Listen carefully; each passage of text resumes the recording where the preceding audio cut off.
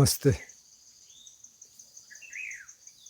तो मध्यम निकाय का एक सूत्र है जिसमें सारिपुत्र कह रहे हैं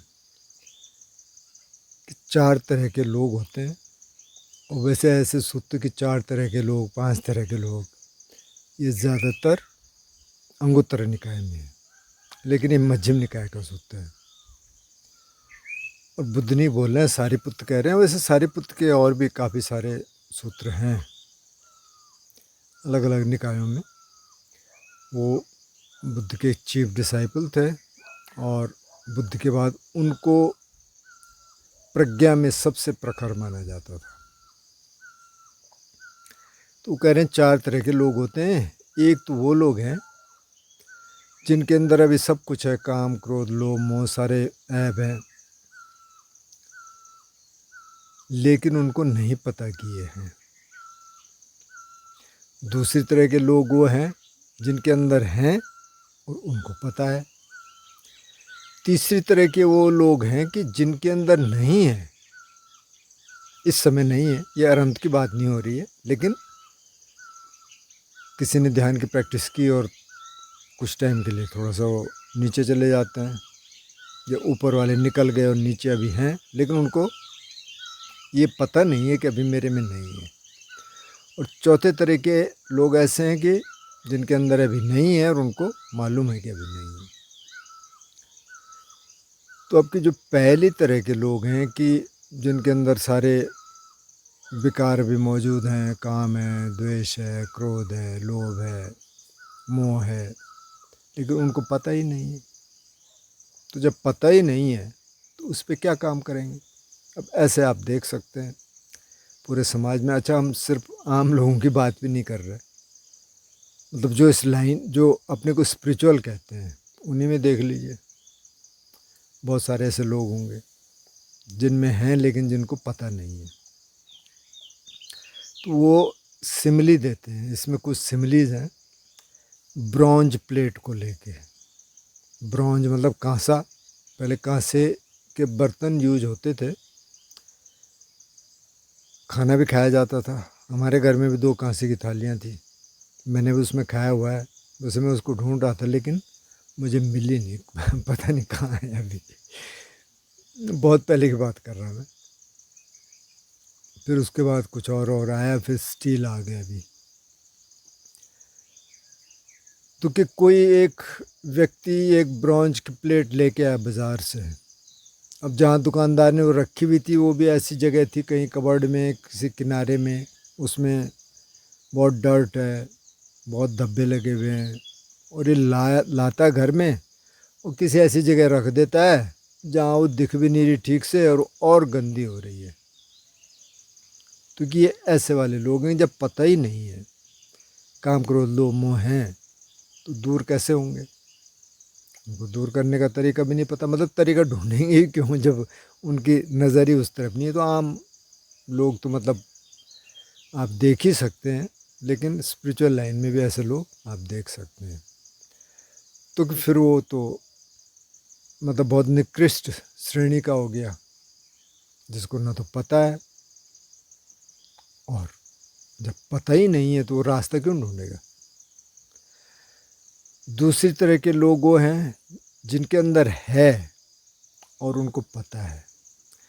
तो वो फिर इसी ब्रॉन्ज प्लेट का उदाहरण देते हैं कि वो दुकान से लाए तो दुकान में साफ थी ब्रॉन्ज प्लेट,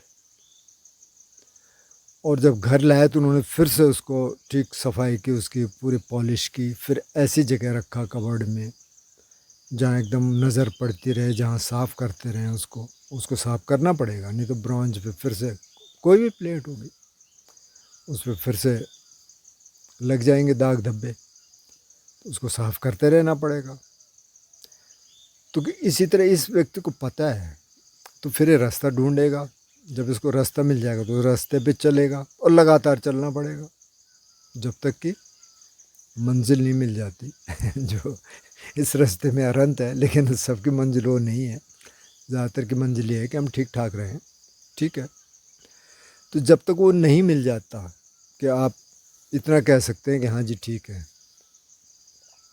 आप करते रहेंगे, कुछ विकार आ गया तो आप उसको दूर करने की कोशिश करेंगे। अब जो तीसरी तरह के लोग हैं कि जिनके अंदर नहीं है, ब्रॉन्ज की प्लेट तो लेके आ गए, बिल्कुल साफ़ है, एकदम ठीक है, लेकिन उसको ऐसी जगह रख दिया कि जिसमें नज़र ही नहीं पड़ रही है। तो इस समय इनके अंदर काम, क्रोध, लोभ, मोह नहीं है। हो सकता है इन्होंने ध्यान किया हो, कुछ और किया हो, वो नहीं है। लेकिन अब करते क्या है कि ऐसी जगह जाते हैं कि जहाँ ये वापस आ जाए। मतलब कैसी, कोई ऐसी जगह चले जाएंगे जहाँ झगड़ा हो रहा है, अब ये भी झगड़े में चले गए, तो अभी तक तो क्रोध था नहीं, द्वेष नहीं था, वहाँ जाके आ जाएगा। ये कई दोस्तों के मेरे पास मैसेज आए, किसी ने कमेंट्स भी किए, इस पे हमने वीडियोस भी बनाए कि सर 2-3 महीने से तो मैं बिल्कुल ब्रह्मचर्य का पालन कर रहा था, सब कुछ सही चल रहा था, फिर मैंने फ़ोन देखे, एक देखा और फिर वो शुरू हो गया सिलसिला, और अब तो बड़ा मुश्किल हो गया, इससे कैसे निकले। तो ये वो वाले लोग हैं कि 2-3 महीने से तो ठीक था, उस तरफ ध्यान नहीं जा रहा था। अब फ़ोन में तो बहुत कुछ है, तो आपने देख लिया, कोई आ गया होगा आपके फीड में, क्योंकि आप पहले से देखते रहे हैं, ये वैसे भी ऐड आ जाते हैं कई इस तरह के। आपने देखा, वो शुरू हो गया, फिर से शुरू हो गया, तो आपको पता नहीं था कि आपकी स्टेट ऐसी है और वहाँ से बच के चलना है। तो जिसको ये नहीं पता है उसके लिए फिर से मुश्किल है। अभी तक नहीं है, जैसे मानो क्रोध नहीं है। कुछ लोग कहते हैं यार गुस्सा तो नहीं था, लेकिन पता नहीं यार, मेरा रूममेट ऐसे मिल गया कि वो बहुत गुस्सा करता है, मेरे को भी शुरू हो गया ऐसे करना। तो आपको थोड़ा ऐसे रूममेट से बच के रहना पड़ेगा। अब चौथी तरह के लोग कौन से हैं कि जिनको पता है अभी मेरे अंदर ये कुछ नहीं है, क्रोध नहीं है, लोभ नहीं है, मोह नहीं है,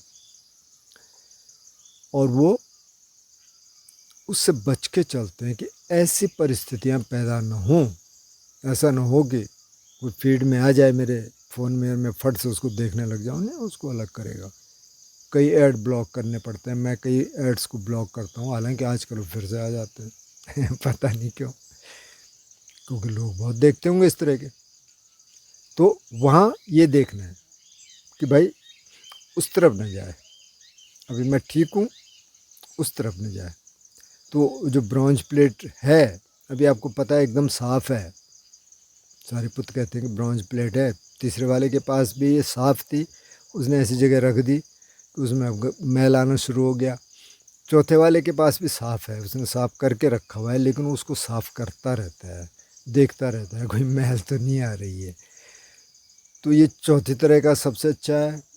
और पहले दो में से दूसरा, जिसको पता है कि सब कुछ है, लेकिन उसको पता है। अब यहाँ एक और चीज़ है, मन आपको पता है, ठीक है, आपको गुस्सा आता है, आप काम वासना भड़कती है, जो भी है, और अगर आप अपने को कोसने लग जाए तो फिर वो गड़बड़ है। मैं एक मंक को सुन रहा था, वो कह रहे थे कि जब आप अपने को कोसते हैं ना, तो बॉडी माइंड को ये नहीं पता है कि ये आपका है या मेरे को इसको थोड़ा सा दूसरे तरीके से सुनना है, नहीं, वो तो कि उसको ले लेता है। आप कहें कि यार मैं तो बहुत बेकार आदमी हूँ, तो वो सीधे चला जाएगा अनकॉन्शियस में, अच्छा ये तो बेकार आदमी है। कई लोग कोसते रहते हैं ना कि आई एम स्टूपिड और ऐसा। कई लोगों को मैंने बोलते सुना, ऐसा नहीं है, ऐसा मत बोलिए, अपने को ठीक से रखिए। पहले अपने को ठीक रखना शुरू करिए। आप चाहे कुछ भी हैं, आप कहे ठीक है मैं रास्ते पे हूँ, मेरे को ठीक करना है अपने को, तो वहाँ फिर प्रोग्रेस होनी शुरू होगी। वो भी गलत है कि अपने को आप कोसते रहें, मतलब दूसरे को भी नहीं कोसना है, अपने को भी नहीं कोसना है। जैसे एक मैं भिक्खू बोधी का सुन रहा था, तो वो एक मंक की कहानी बता रहे थे। हो सकता है लेजेंडरी कहानी हो, जैसे भी हो, कि जैसे मंक्स के लिए ये होता है कि आप भिक्षाटन करने जाएं, और माना कोई, जैसे कोई फॉरेस्ट मंक है, कहीं हट बना के बैठा है, और वो भिक्षा के लिए जाता, कहीं उसको नहीं मिलता और दूसरी साइड उसको मिलता है, तो चलो वो ये सोच सकता है चलो यार इसी साइड चलते हैं, उस साइड रहने देते हैं। अगर उस साइड जाएंगे तो सबके घर में जाना पड़ेगा, ये उनके लिए इंस्ट्रक्शंस होती है। क्योंकि एक मंक सब घरों में जाता था। उसका ये था कि मेरे को उस गांव में जाना है तो सब जगह जाना है, ये नहीं कि इस साइड को मिल गया तो वहाँ से ले लिया अपना आ गए। और किसी ब्राह्मण का घर था, उसको बहुत टाइम से वो जा रहे थे और कभी कोई रिस्पांस नहीं मिलता था अंदर से, मतलब कोई नोटिस भी नहीं करता था कि कोई आया है दरवाजे पे। ऐसे भी नहीं है जैसे आजकल बोलते थे ना, चल चल भाई आगे आगे निकल ले, ऐसे भी कुछ नहीं। कई महीनों हो गए, साल हो गए, कोई रिकॉग्निशन नहीं, कुछ नहीं मतलब। लेकिन एक दिन कि वो गया भिक्षाटन के लिए और खड़ा था तो घर का मालिक आया कि उसने कहा ऐसा है, हम बुद्धिस्ट भिक्षुओं को कुछ नहीं देते, आप आगे बढ़ जाओ। तो उसने कहा जी थैंक यू। फिर उसने कहा काहे का थैंक यू भाई? बोले जी इस बात का थैंक यू कि मैं तो कई महीनों से, कई साल से आ रहा हूँ इधर, आज तक किसी ने नोटिस भी नहीं किया इस घर से, तो आज पहली बार आपने नोटिस तो किया, मतलब मेरे को ये तो कहा कि भाई तुम आगे बढ़ जाओ। उसने कहा अच्छा, इस बात का भी आप थैंक यू कह रहे हैं, तो एक मिनट रुको मैं देखता हूँ अंदर। तो अंदर गया, उसने देखा होगा कुछ खाने के लिए है, तो उसने बुलाया फिर कि आप अंदर आ जाओ। तो फिर अंदर गए, उनको कुछ दिया, तो इन्होंने कुछ उनको आशीर्वाद के लिए कुछ बोला, थोड़ा सा कुछ धम्मा टीचिंग दी होगी छोटी मोटी, एक आध लाइन की। तो कि वो बहुत प्रभावित हुए और बोले कि बंते जी फिर आना, और फिर कि धीरे धीरे वो बुद्धिस्ट हो गए। तो इनको तो पता था कि मतलब यहाँ कुछ मिलने वाला नहीं, लेकिन फिर भी वो जाते रहे उधर। तो इसमें जो हमारा लेसन है, वैसे भिक्षुओं को दिया गया था, ख़ास तौर पर नॉविस मंक्स को, और इसमें और भी काफ़ी सारी सिमिलीज है।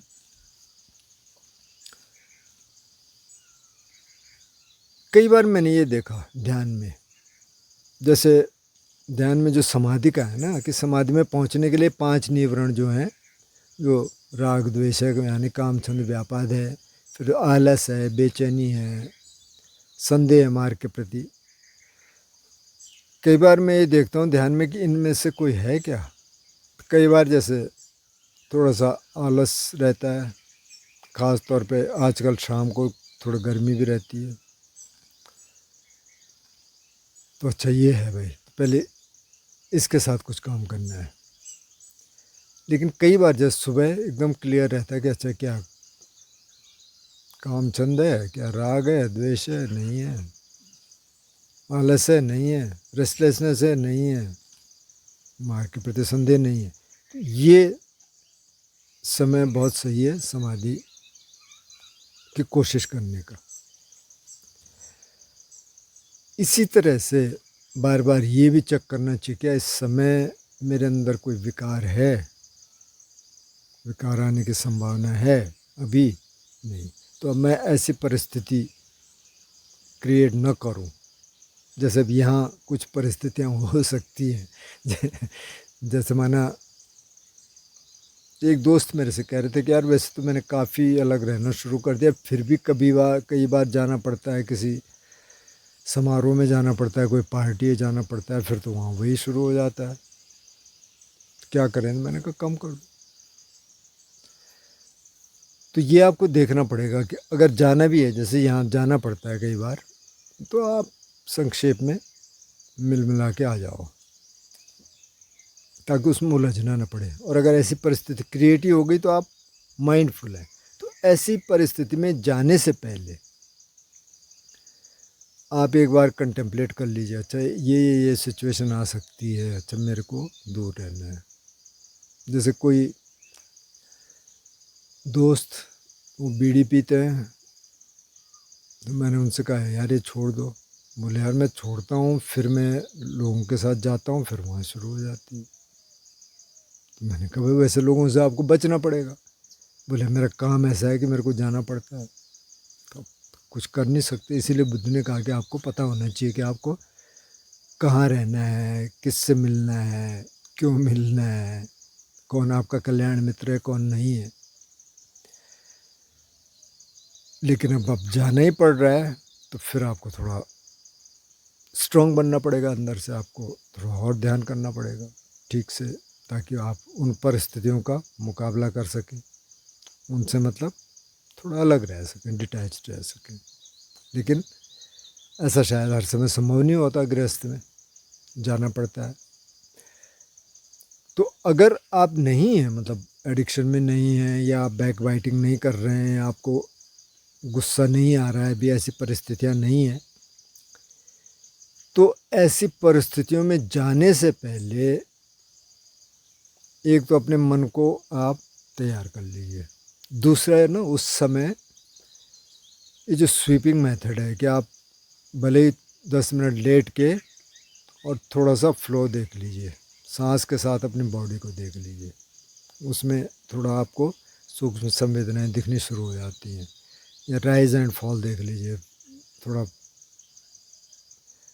शरीर ऊपर उठा, जैसे सांस लिए, फिर नीचे गिरा, ऊपर उठा नीचे गिरा, वो देख लीजिए। और तैयार होके जाइए कि मेरे को बच के रहना है। तो ये बहुत काम करता है, क्योंकि आप मन उस तरीके से काम करता है। फिर आपने इंस्ट्रक्शंस दे दी उसको, वो वहाँ चला गया, जो आएगा तो एकदम से वो पता चल जाएगा, अच्छा भाई इस समय थोड़ा बच के रहना है, उसमें नहीं जाना है। तो ये किसके लिए? जिसको पता है।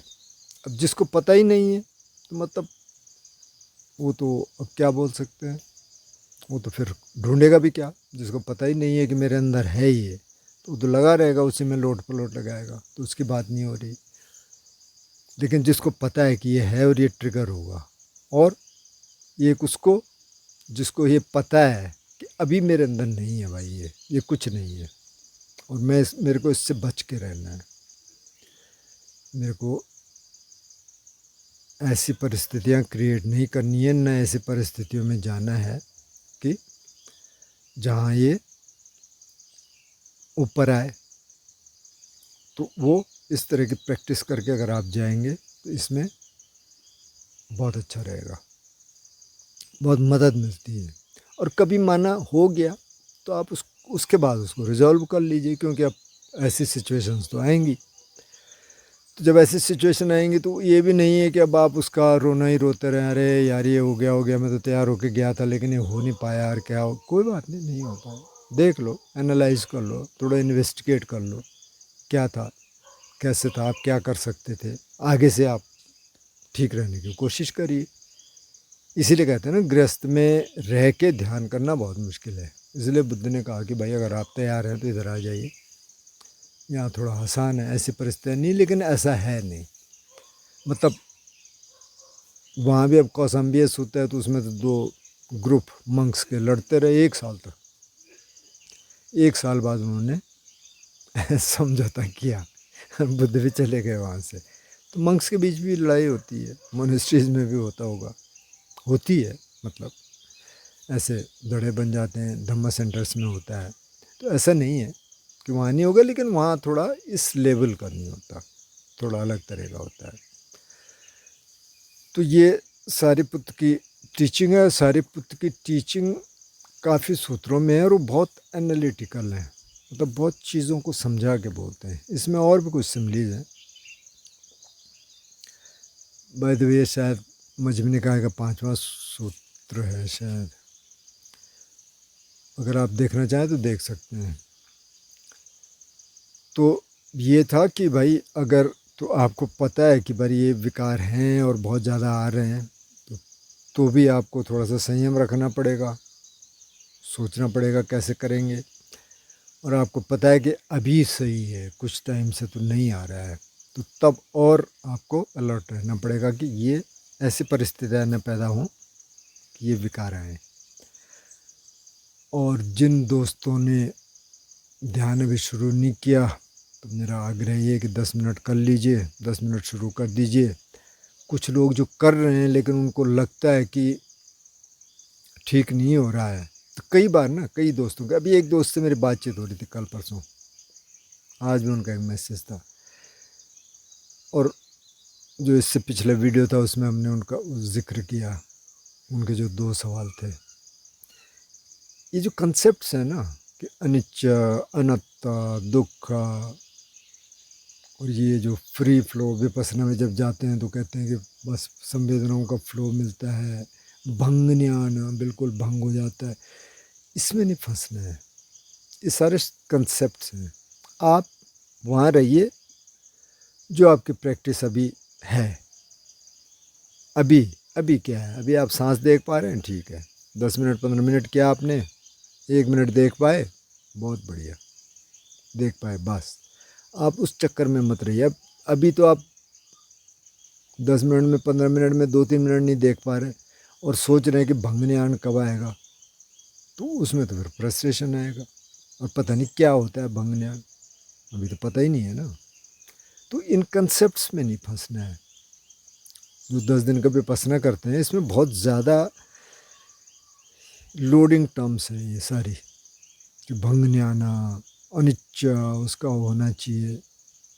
बस शुरुआत में कहाँ से हो जाएगा अनिच्चा का, अभी तो आप जब प्रैक्टिस करेंगे तो ये तो बहुत बाद की चीज़ है। अनिच्चा ही पता चल जाए तो फिर तो सोतापन हो जाएगा वो सीधे। अनिच्चा का मतलब सब इम्परमानेंट है, परमानेंट कुछ है नहीं, तो मैं भी कुछ नहीं है, तो मैं ही ख़त्म हो गया तो सोतापन हो जाएगा। इसलिए इन जार्गन्स में नहीं फंसना है। आप अपनी प्रैक्टिस रखिए, शील समाधि प्रज्ञा की प्रैक्टिस रखिए, बस इतना काफ़ी है। 15-20 मिनट ध्यान करते हैं, बहुत अच्छा है। नहीं करते 10 मिनट से शुरू कर दो। तो आप काम करते रहें। इसमें बहुत सारे गाइडेड मेडिटेशन के वीडियोज़ हैं, उनको देख के आप कर सकते हैं। कई बार लोग मेरे से बात करते हैं लेकिन उन्होंने कभी देखे नहीं होते हैं, तो आप कर लीजिए। और हमेशा भी गाइडेड मेडिटेशन के साथ नहीं करना चाहिए।